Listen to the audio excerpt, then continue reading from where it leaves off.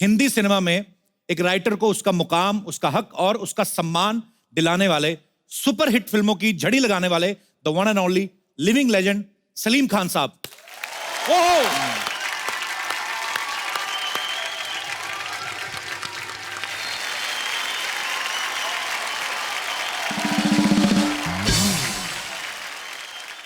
सलीम साहब, आपका बहुत बहुत स्वागत है। Thank you. बड़ी सालों से हमारी तमन्ना थी कि सलीम साहब हमारे शो पे आए, तो 2 बार शो शुरू किया, बंद हो गया। तो आज हमारी किस्मत में शायद लिखा था कि इस सीजन में सलीम खान साहब जो हैं वो हमें यहाँ पे दर्शन देंगे। जोरदार तालियां सलीम साहब के लिए। सर, सबसे पहले तो हिंदी सिनेमा को जो आपने एक नई पहचान दी है जी, उसके लिए आपका बहुत बहुत धन्यवाद। Thank you. और मैं अगर फिल्मों के नाम गिनाने पे आऊं तो शायद बहुत बहुत समय जाएगा। ये ऐसी फिल्में हैं मेरे ख्याल से जो माइलस्टोन है, एक एक फिल्म पे तालियां बनती हैं। यादों की बारात,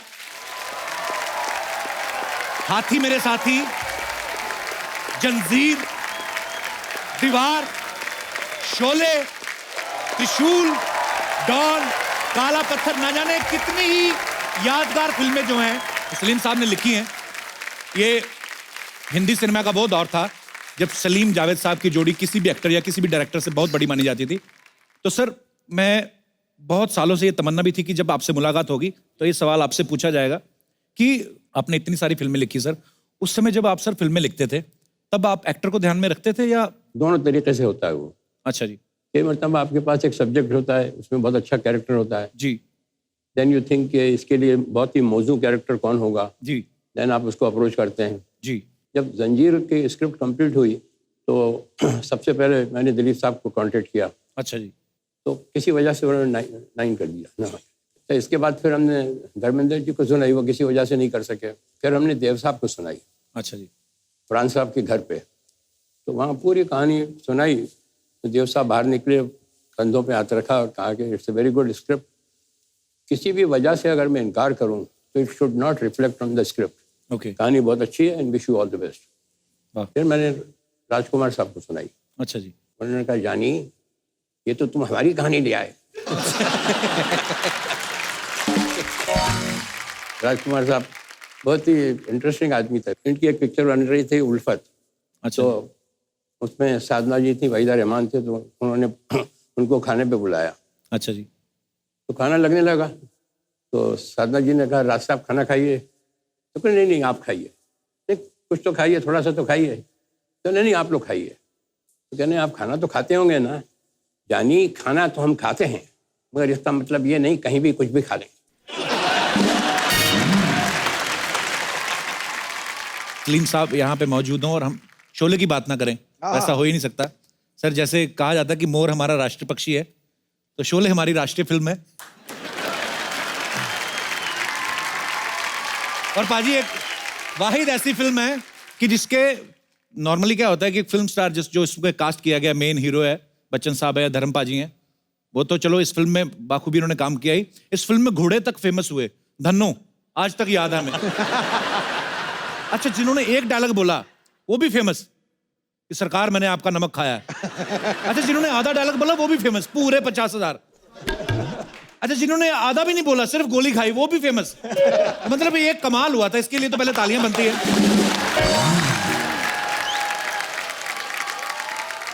शोले आने के बाद हिंदी सिनेमा का तो रूप बदल ही गया। सर, आपकी लाइफ में क्या चेंजेस आए शोले के आने के बाद? दिमाग खराब हो गया।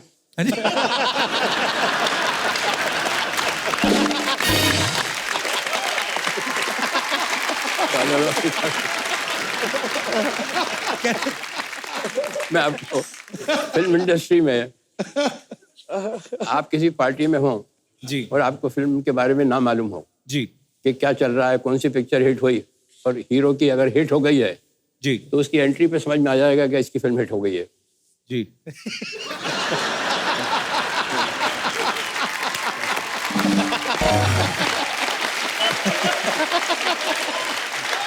जी जी। कैसे हो भाई? मैं ठीक हूँ जी। सब ठीक? जी सब ठीक। Keep it up.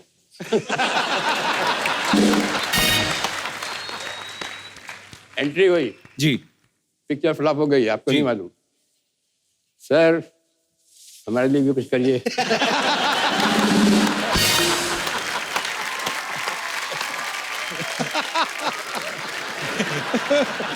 वो अभी भी है, वो चेंज नहीं हुआ। जब शोले के बारे में आपने पूछा, तो शोले में भी बहुत से लोगों ने, किसी ने 2 डायलॉग बोले थे, किसी ने 3 डायलॉग बोले थे। जी। तो एक उनमें से एक एक्टर को मैं जानता था।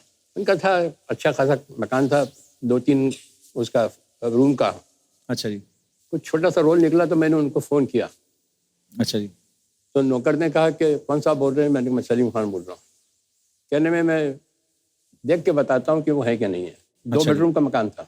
अच्छा जी। तो मैंने कहा क्या वानखेड़े स्टेडियम में रहते हैं क्या?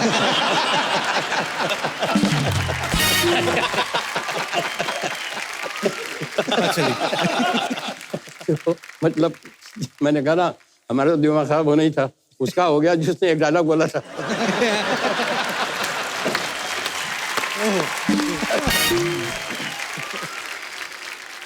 सिद्धू साहब तो क्रिकेटर हैं। जी। मुश्ताक अली साहब एक बहुत अच्छे क्रिकेटर थे। अच्छा जी। तो इंदौर के थे, उनके साथ हम खेले भी थे, उन्होंने हमें सिखाया भी था। तो वो जब बॉम्बे आते थे तो मेरी आँख पर ज़रूर आते थे। अच्छा जी। तो वक्त पे कोई बात चल रही थी कि वक्त क्या होता है। तो उन्होंने कहा सलीम मियाँ, मैं आपको अब सुनाऊँ वक्त क्या होता है। मैंने कहा बताइए। जी। कि जब अच्छा वक्त आता है तो जहाँ बॉल पड़ती है वहाँ आदमी बैट नहीं घुमाता, जहाँ बैट घुमाता है वहाँ बॉल पड़ती है। वाह, क्या बात है। तो सलीम साहब, हमने सुना है जैसे अरबाज भाई भी कोई क्रिकेट का बड़ा शौक था, हाँ। फिर सिंगिंग का भी हो गया, हाँ, तो फिर कंफ्यूज भी थे, मैंने सुना कि। बहुत कंफ्यूज थे। एक दिन आए भी मेरे पास। अच्छा जी। तो तो उसने मेरे कहा- ख्याल से हाँ, देखा। म्यूजिक टीचर भी आते थे कोई सिखाने ना। आए आए म्यूजिक टीचर आते थे सिखाने ना। Can I talk to you? जी जी। Can I talk to you daddy? मैंने कहा वो जो इनको सिखा रहा था अपना मास्टर जी। म्यूजिक, उसके लिए इनके लिए मास्टर रखा था और खारजिम खाना में इनकी एंट्री करा दी थी कि रोज आते थे करने प्रैक्टिस। अच्छा जी। क्रिकेटर्स काफ़ी जानने वाले हैं हमारे, तो बहुत अच्छा ट्रीटमेंट मिलता था। तो दोनों तरफ से चल रहा था। तो वो जो गाना गाता था, वो सिखाने आता था, जी। वो नाक में गाता था। अच्छा जी। मेरे नैना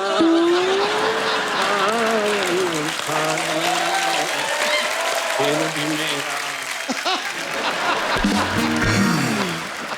ये उसको रिपीट करते थे। तो ये भी गाते थे मेरे नैना सावन हाथों। तो वो कहता था इनसे नाक में मत गाओ, अलग से गाओ, अलग से, नाक में मत गाओ। तो ये आए मेरे पास, तो कहा कि डैडी, मैं as a career what do you think I should pick up, music और सिंगिंग और क्रिकेट? जी। तो मैंने कहा बेटा तुम क्रिकेटर बनो। He said, अच्छा जी। have you seen me batting? I said, no, I have heard you singing.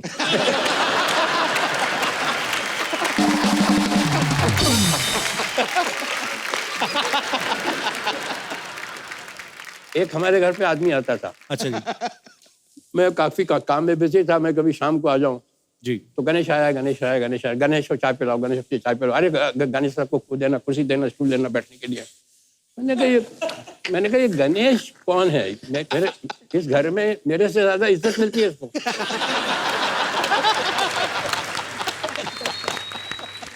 इस घर में मेरे से ज्यादा इज्जत मिल रही थी उसको। हाँ। मुझसे किसी ने नहीं पूछा मैं घर पे आया कि पानी पियोगे या चाय पियोगे। अरे चाय लाओ, पानी। गणेश, उन्होंने कहा ये तो पता लगाना ही चाहिए मुझे, अपने घर में एक आदमी को मुझसे ज्यादा इज्जत मिल रही है, तो ये कौन है ये आदमी? तो पता लगा जब वो पेपर लीक होता था एग्जाम का, तो वो इनको लाके देता था।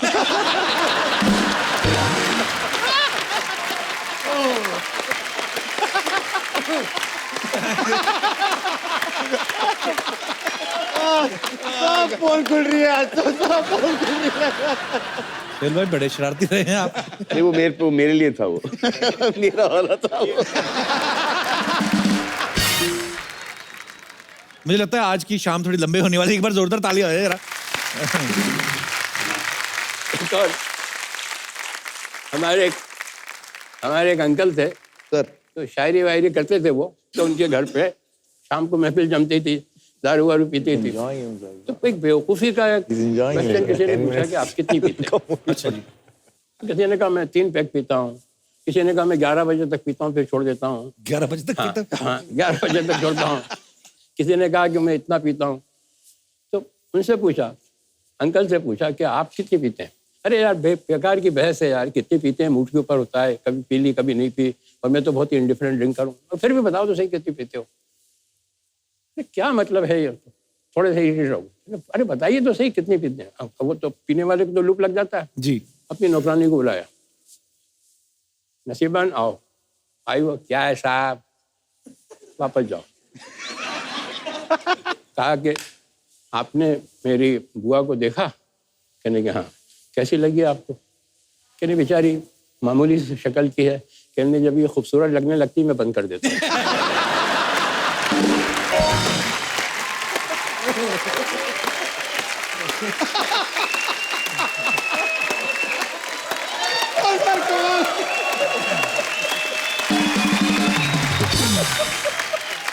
सर एक बात बता रहा हूँ आप जी। ये आपका जो काम है ना कॉमेडी का, जी सर। ये मोस्ट डिफिकल्ट। कोई भी एक्टर से पूछ लीजिए आप, ड्रामा बहुत आसान है, ट्रेजिक सीन बहुत आसान है, मगर कॉमेडी के लिए सेंस ऑफ टाइमिंग चाहिए। वो वहाँ कोई काम नहीं आता है, ना डायरेक्टर काम आता है, ना राइटिंग काम आती है, ना actor is totally on his own. जी। बहुत मुश्किल काम है। और you will be surprised to know one thing कि सेंस ऑफ ह्यूमर में और सेंस ऑफ कॉमेडी में बहुत डिफरेंस है। एक आदमी में सेंस ऑफ ह्यूमर है मगर वो कॉमेडी नहीं कर सकता। एक्टिंग के लिए, कॉमेडी के लिए टाइमिंग बहुत जरूरी है। बहुत ही अच्छा, कमाल है। कंप्लीट एक्टर जब भी होता है जब जी। कॉमेडी कर ले। उनमें से एक थे संजीव कुमार मरूम, वो बहुत अच्छी कॉमेडी करते थे। जी जी जी। हाँ, और वो जॉनी वगर वहाँ गाड़ी खड़ी होती है उसके ऊपर सिग्नल के ऊपर आके, जी। तो भीड़ भाड़ लग जाती है, तो वो अपना फैन जो है पास बहुत आते हैं, अच्छा मतलब जी। बहुत करीब आ जाते हैं। तो जॉनी वॉकर के पास इतना आ गए वो, अच्छा जी। जॉनी वॉकर, तो उसने कहा कि सूंघ के पहचाना।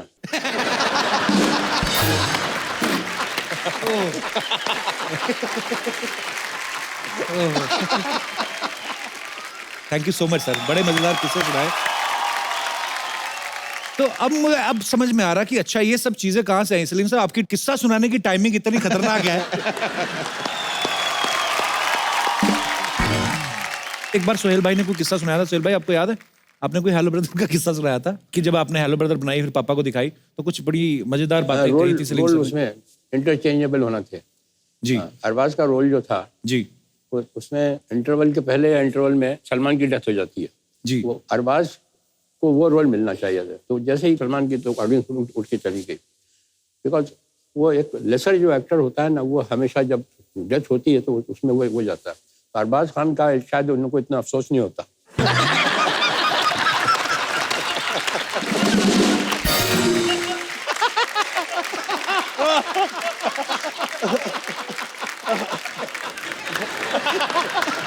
दबंग ऑल्सो ऑलमोस्ट एक आई थिंक एक महीना पहले we narrated and he found a flaw in the plot and he said कि यार तुम गो हेड कर रहे हो फिल्म के साथ, इसमें ये खामियां, इसको करेक्ट करो तब जाके इसको गो हेड। पर अभी भी फिल्म रिलीज होने से पहले we show dad the film, और जैसे कि मैं अगर कभी सीन पर अटक जाता हूँ then I call dad up and asking for the dialogues. अरे क्या बात है। सलीम साहब आज शो पर आज आपसे मुलाकात हुई पहली बार, लेकिन बड़े सारे किस्से सलमान भाई, सोहेल भाई, अरबाज भाई सुनाते रहते हैं। कहते हैं कि तीनों अपने अपना काम करते हैं, लेकिन फिर भी आज की डेट में सलमान भाई ने कहा था कि हम आज भी तीनों भाई जो हैं वो जो भी पैसा कमाते हैं अपने पापा के हाथ में रखते हैं और वही आगे वापस भी ले जाते हैं। तो सलमान भाई ने कहा था कि पापा तीनों को पॉकेट मनी देते हैं। तो ये सही बात है सलीम सर? पॉकेट नहीं, मैं लेता हूँ पॉकेट मनी। अच्छा। ये छीन के लेके जाते हैं। परिवार में ऐसे लोग हो तो कितना एंटरटेनमेंट होता होगा ना आपस में एक दूसरे का।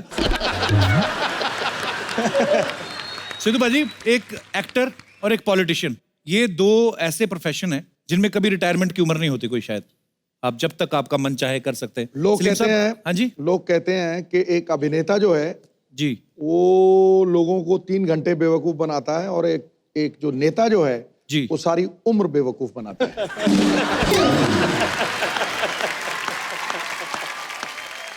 अरे सच्चाई तो है आप में। अरे ये नहीं बोल रहा हूँ, मैं ये कह रहा हूँ पाजी कि आप खुद पॉलिटिशियन लेकिन ये आप बात बोलते हो मैं कि मैं ये स्पोर्ट्समैन नहीं, हूँ। मैंने देख बात खत्म नहीं की। मैं वही बोल, अच्छा है अभी मैं स्पोर्ट्समैन हूँ। बैठ जा नीचे। निकल गया ना पतली गली से। Kawalbaji, with sir's humble request, ji I want to be a part of वो एक आपका जो एक डेट है, एक इतिहास है, जी वो कौन सा साल था? वो अगर तूने बताया, नहीं नहीं नहीं मैं नहीं अगर तू बोला, मैंने अरे मैंने कुछ कहा पाजी, मैं ये नहीं बोल रहा पर आपको पता है सलीम साहब क्रिकेट के बहुत शौकीन है, पर सलीम साहब आपने वो मैच देखा था, मैं कुछ और पूछ रहा हूँ पाजी। सलीम साहब एक 1990 में मैच हुआ था, 2 मिनट वो मैच आपको याद है? वकार यूनुस साहब बॉल करवा रहे थे, कुछ नहीं हुआ था, मैंने कुछ कहा ही नहीं पाजी, कुछ नहीं, थोड़ा सा 0 पे आउट हो गए।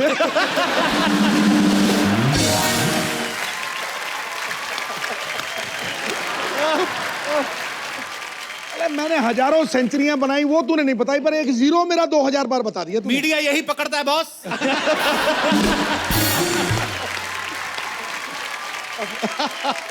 गुस्ताखी माफ। पाजी आपको सलीम साहब का पता ना कि सलीम साहब जब नए नए इंडस्ट्री में आए थे तो एक्टर बनना चाहते थे, अब तो सलीम साहब आपके तीनों बेटे सुपरस्टार्स हैं, खुद फिल्में भी बनाते हैं, तो सर कभी इन्होंने ऐसा नहीं सोचा कि हम अपने पापा के लिए कोई रोल लिखें? इन्होंने कभी मजाक में भी नहीं, कभी जिक्र भी नहीं हुआ कभी कि पापा आपके लिए ऐसा रोल है, अगर आप करें तो अच्छा है? सर मेरा जो एक्टिंग का करियर था जी वो मैंने खुद ही छोड़ा है, जी। और मैं दुआ मांगता था कि मुझे फिल्म से निकाल दें तो अच्छा है। ऐसे क्यों सर? मैं सुनाता हूँ आपको। जी। दीवाना फिल्म में काम कर रहा था तो वहाँ मेरा विलन का रोल था। अच्छा जी। तो अल्टीमेटली 4-5 विलन जो थे मेरे आपसे मुझे घेर लेते हैं, और महेश कौल डायरेक्टर थे, तो उसमें एक सीन था कि मैं घिर गया हूँ और मुझे ये क्लोज के अंदर ये एडम एप्पल का शॉट देना था कि जी यूँ करता हूँ। राज साहब जब आते थे तो मुझे हटा दिया जाता था कैमरे के सामने, अच्छा। और उनका शूटिंग शुरू हो जाती थी, तब तक राज साहब नहीं होते तो मेरी शूटिंग लेते थे। वो इतना करना था मुझे, इधर उधर घूम के आते थे, आए कि नहीं राज साहब, इधर गए उधर गए, अरे कहाँ वो निकल गए क्या नहीं, क्या करेगा।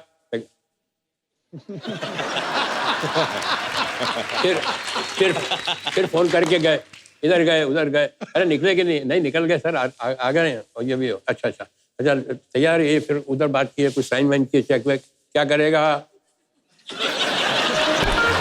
समझा? फिर आई किसी को इंस्ट्रक्शन दिया। अब नौ करते करते ये सीन लंच टाइम हो गया। अब ये जो चीज़ है ये खाने में कितनी मरतबा करना पड़ती होगी आपको, 25 मरतबा 30 मरतबा। अब ये सुबह से लेके 1 बजे तक मैं यही कर रहा था। ठीक है, क्या कर रहा है? तो वो उसका मूवमेंट जो था वो मुझे नहीं मालूम कि बंद हो गया है, तो कहा जल्दी शॉट लेते हैं। अच्छा, उस जमाने में फिल्म भी बहुत महंगी आती थी, अपना कलर फिल्म, तो ले गया बिल्कुल क्लोज के अंदर, कैमरा क्लैप गया, एक्शन। हो ही नहीं रहा, वो जा ही नहीं रहा है, ड्राई हो गया होगा। कट क्या हुआ? फिर तो बोला का मुंह में पानी दे दोस्तों, यूं करेगा। हाँ। तो मैं पानी दिया और डांटा, तो मैं उनको बोलने गया के लिए तो पानी बाहर निकल गया। तो हाँ, क्या करेगा? अल्टीमेटली मुझसे नहीं हो रहा था वो, तो मेरे पास आए। In my career you are the only actor I have seen who can't even swallow।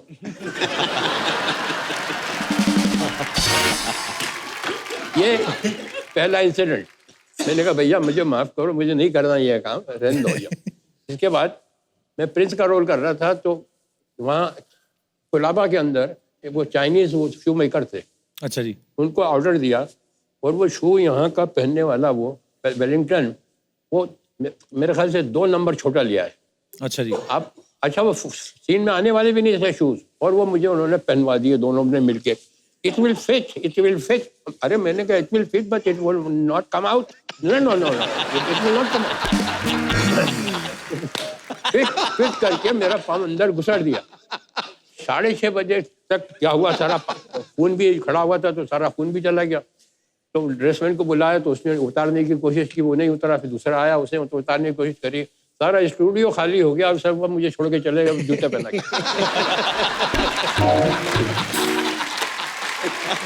अब वो गाड़ी वाड़ी तो थी नहीं, चलते चलते चलते छोटे छोटे कदम लेके आया, टैक्सी तक वहाँ घर पहुंचा। घर पे भी नौकरों ने कोशिश की, नहीं किया, तो मैं रात को ऐसा ऊपर पाँव करके सोया। उतरे ही नहीं वो। नहीं उतरा ही नहीं वो, समझा, निकले ही नहीं। तो पूरी रात भर ऐसे ऊपर पाँव करके सोया कि खून नीचे आ जाए तो साथ करे। फिर अल्टीमेटली उनको यहाँ से पीछे से मैंने कहा अगर पढ़ूंगा तो ये कहेंगे दूसरे दिन कि तुम जूते पहन के आओ वापस। तो that was the second incident. और उसके बाद मैंने कहा कि बस बहुत नमस्ते, मेरा बाप मर गया, छोड़ गया।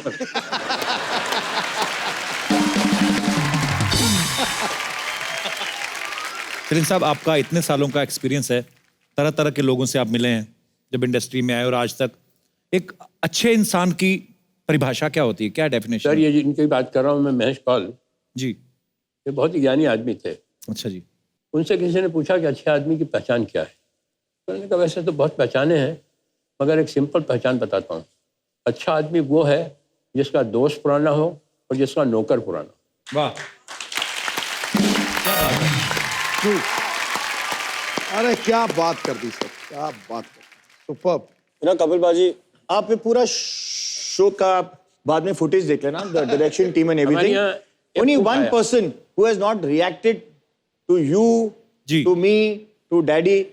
कौन? और वो मम्मी के साथ वो दहेज में आया था। अच्छा, हाँ, मैं घर पे एक बार मिला भी था उनसे, उनका नाम गंगाराम शायद। हाँ, जी जी शर्मा जब घर छोड़ के आई थी जी। तो दहेज में उनको लेके आई थी। अच्छा जी। और कुछ नहीं था उसके पास, उनको लेके आए थे और अभी तक है हमारे पास वो। वाह। और हमारे यहाँ बोलते हैं ना, नौकर बहुत कॉम्पिटेंट है, नौकर बहुत इंटेलिजेंट है, नौकर बड़ा समझदार है। हमारे यहाँ नहीं यही चलता है।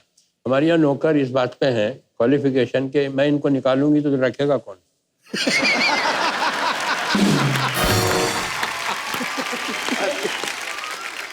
हमारे यहाँ कुक आया।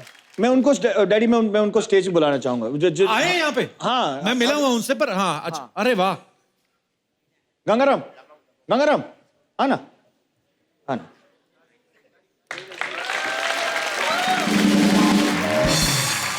गंगाराम जी, कैसे हैं आप? कौन है ये? सिद्धू पाजी आपको हेलो कर उधर रहे हैं। उधर देखो, उधर ये कौन है ये? मालूम नहीं। उधर देखो, सिद्धू पाजी बुला रहे हैं आपको, हेलो। उधर देखो। वो कौन है वो?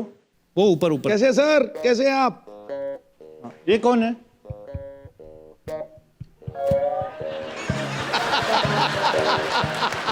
अभी आप कैसे हैं आप गंगाराम जी? ठीक है। गंगाराम हम कौन है? गंगाराम जी आइए, बैठिए, आइए आइए। गंगाराम हम कौन है? हम कौन है? तो एक दिन मैंने घर पे फोन किया, ऐसे गंगाराम डैडी है? तो कौन? ऐसे डैडी है? ऐसे कौन? ऐसे अरे डैडी है तेरा बाप।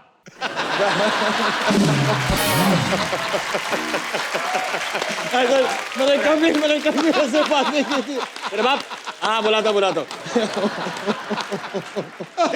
तेरा बाप सो रहा है। तेरा बाप सो रहा है? तो गंगाराम जी कहाँ के रहने वाले सलीम सर? पता नहीं कहाँ के। अभी तो हमारे घर पर है। एक मरतबा मैंने इनको डांट दिया अच्छा जी। तो मेरी वाइफ ने मुझसे 6 महीने तक बात नहीं की। बाप रे। हाँ, इतना पावर है इनका। बट इनमें एक टैलेंट है, खड़े खड़े सोते हैं ये। खड़े खड़े सोते हैं। अच्छा जी। हाँ, कुछ भी टिकने के लिए जरा सी चीज चाहिए, बस दीवार हो, सड़क हो, झाड़ हो, सो जाते हैं।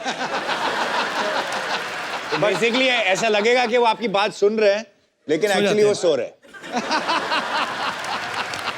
But Paji, you have to, you know, there's genuine. I mean, I wanted him and I wanted people to know of him. The most sweetest, honest and loyal. क्या बात। ईमानदार, अगर he's the most loveliest person and जिनके साथ हम सब बड़े हुए हैं जी। and he came with ये भी हमारे साथ ही बड़े हुए।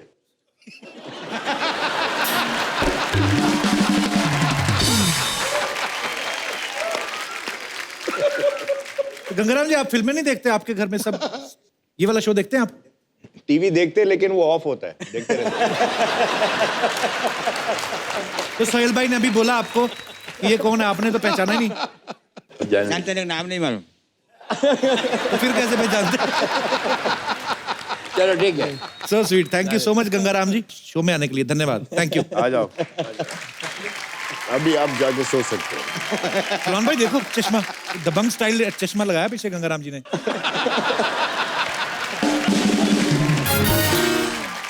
तो ये सलीम साहब एक हमारे यहाँ एक कुक आया, तो उसको कहा ट्रायल पे रखते हैं आपको, जी और अगर आपको भी शूट करेगा कि नहीं करेगा, जी आपका खाना अच्छा लगता है कि नहीं, जी। तो 15 दिन तक ट्रायल पे रखते हैं। हाँ जी। पहले दिन जब उन्होंने खाना बनाया तो उसमें नमक बहुत था, अच्छा जी। तो मैंने कहा उनको बुलाना, तो मैंने कहा मौलाना इसमें नमक बहुत है। अच्छा। कहने मैं कुछ नमक ज्यादा ही खाता हूँ।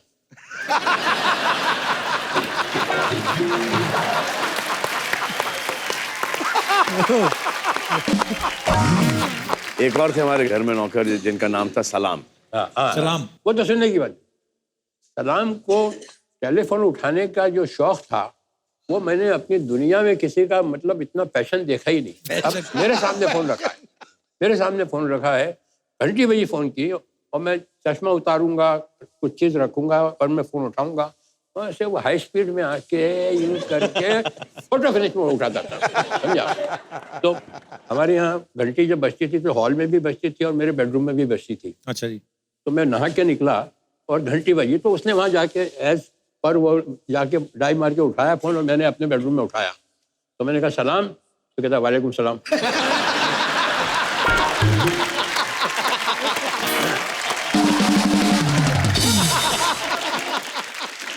तो मैंने कहा सलाम, मैंने कहा सलाम, मैं अंदर से, तो कहा वालेकुम सलाम बोला ना आपको, समझा। तो मैंने कहा सलाम, मैंने बेडरूम से बोल रहा हूँ। मैंने किसके बेडरूम से बोल रहा हूँ?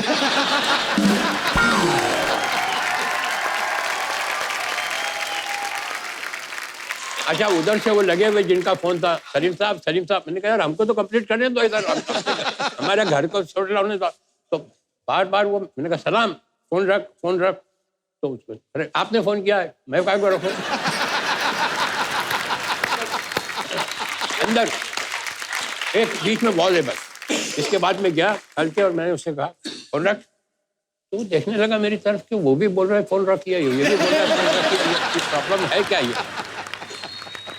अच्छा, वो रात को वो अपना मिट्टी का हुआ था ना फेस पैक, हाँ जी हाँ जी। वो लगा के सोता था। अब मुझे नहीं मालूम, समझा।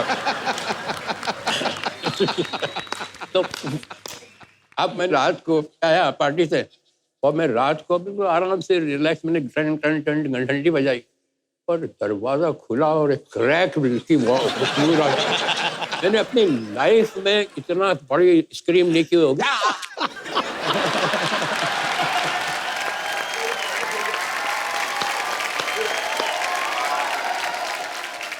ये पूरा फिल्म का सीक्वेंस है ये तो। सलीम सर, मैं 7 साल ग्रेट इंडियन लाफ्टर चैलेंज करता रहा सर। उसके बाद ये आया, करीब 300-400 हमने शो किए। मैं आपको डंके की चोट पे कहता हूं कि ये मेरी जिंदगी का सबसे बेहतरीन शो, सच्ची बोल रहा हूं। और बहुत बड़े बड़े एक्टर आए, सब आए सर, पर आप शख्सियत नहीं हो, एक संस्था हो सर। कमाल हो सर, आप कमाल हो, कमाल हो, लाजवाब हो, लाजवाब हो। सलीम साहब, उस दिन आपने एक लाइन कही थी, मैंने आपको जिक्र भी किया, मुझे याद आ गई बाद में, जब आपने कहा कि आंसू आए तो खुद पोंछना। मैं सोचता भी रहा कि मैंने कहा सलीम साहब ने सडनली वो लाइन क्यों बोली। फिर मैंने इसीलिए मैंने आपसे पूछा कि वो आंसू निकल आए तो खुद पूछिएगा, लोग पूछने आएंगे तो सौदा करेंगे। वाह वाह, क्या बात है सर। ओहो, क्या बात है। ओहो, एक मिनट यार, मैं सर आपके पाँव छू लूं सर, सबके सामने छूना चाहता हूं सर, क्योंकि मुझे यही मक्का काबा लगता है सर।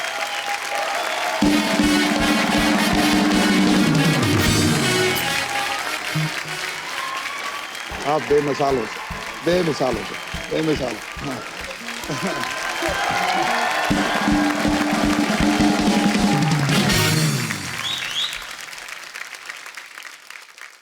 सिद्धू भाजी, हाँ जी। सलीम साहब की बातें सुन रहे हैं तो और कुछ करने को दिल नहीं करता, लगता है कि सलीम साहब को सुने जाए। पर इतने किस्से हैं सर। सलीम साहब, कुछ ना लोगों के सवाल हैं, ये मेरे नहीं है, तो इसलिए मैंने लिख के लाया हूँ। कहते हैं कि जब सलीम साहब आए तो उनसे पूछना कि आपके तीनों बच्चों में से सबसे ज्यादा मेहनती कौन है? सबसे ज्यादा सोता कौन है ये पूछिए। सबसे ज्यादा सोता कौन है ये बता दीजिए। तीनों।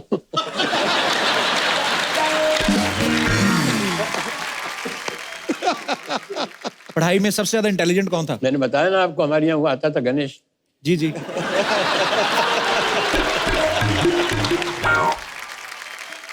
ये सबसे ज्यादा डांट किसने खाई है सलीम साहब आपसे? नहीं, मैं डांटता तो नहीं हूँ, मगर अपना डिसअप्रूवल बता देता हूँ कि आई डोंट लाइक इट। तो बचपन में खाते थे डांट? हाँ, बचपन में खाते थे। तो कौन खाता था सबसे ज्यादा सर? सबसे ज्यादा सलमान।